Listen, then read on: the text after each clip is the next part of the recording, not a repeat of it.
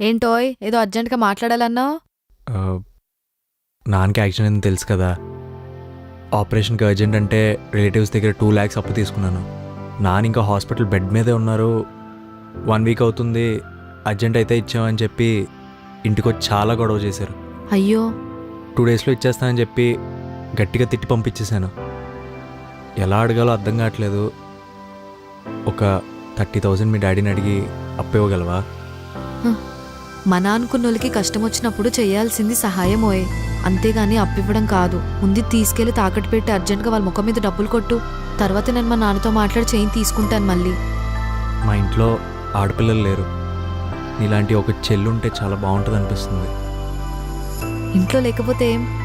సరేలే, హాస్పిటల్ ఉన్న బాబాయ్ని అడిగానని చెప్పు. జాగ్రత్త. సరే. ఏంటే చైన్ అలా ఇచ్చేసావు?